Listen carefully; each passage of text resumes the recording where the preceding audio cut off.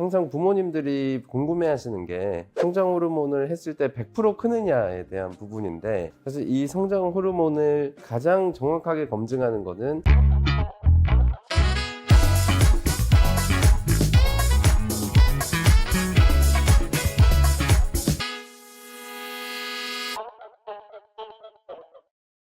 안녕하세요. 재활천재 윤천재 윤영권 원장입니다. 오늘은 성장 호르몬 치료에 대해서 설명을 드려보도록 하겠습니다.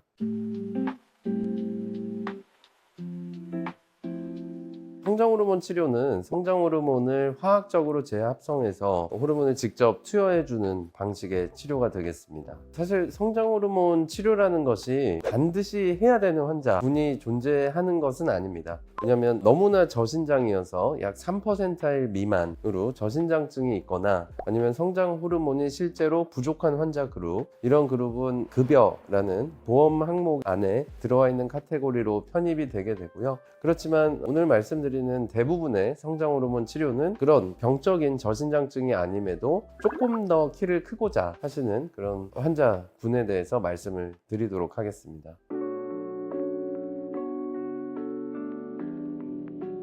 사실 예전에는 그 골밀도를 측정하는 기계가 있는데 거기서 약간 곁다리로 골 연령을 측정을 하곤 했었는데요. 최근에는 인공지능 같은 여러 가지 프로그램들이 개발이 돼서 손 엑스레이를 찍은 다음에 이 손의 성장판 상태를 예를 들어 10살이다 그러면 10살, 11살, 12살, 9살, 8살 이런 식으로 매칭을 하게 됩니다. 매칭을 해서 가장 적합한 골 연령을 산출해내는 인공지능 방식의 골 연령 측정을 많이 하고 있습니다.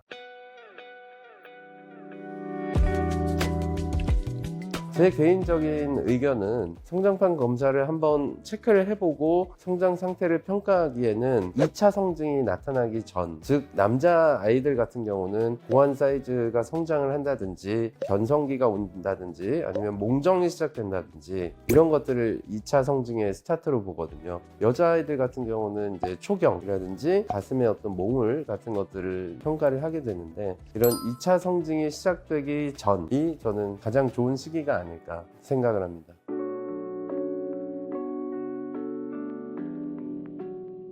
말하자면 성장에 기름을 부어주는 역할을 한다라고 보시면 될 것 같고, 항상 부모님들이 궁금해 하시는 게 성장 호르몬을 했을 때 100% 크느냐에 대한 부분인데, 사실 이 성장 호르몬을 가장 정확하게 검증하는 거는 A라는 아이를 두고 성장 호르몬 치료를 해보고 또 한 번은 안 해봐야 되는데, 그러면 인생을 2번 살아야 되는 불가능한 스터디 디자인이기 때문에 이 성장 호르몬의 스터디 디자인은 쌍둥이를 가지고 연구가 되었습니다. 쌍둥이 A, B가 있는데 A는 해보고 B는 안 해봤을 때 확실히 A한테서 성장이 더 많이 일어나더라 라는 것을 근거로 만들어진 치료이죠.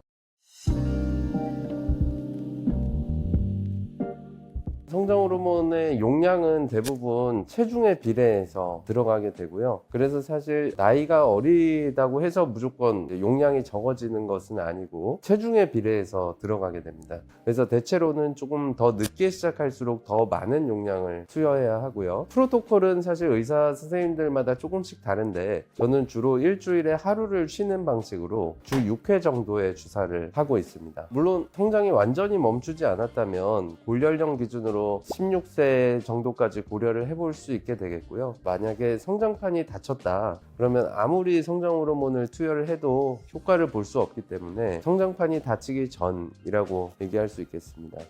네, 오늘은 성장 호르몬의 개괄적인 부분에 대해서 알아봤고요. 다음 회차에도 성장 호르몬에 대해서 조금 더 디테일하게 설명드리도록 하겠습니다. 감사합니다.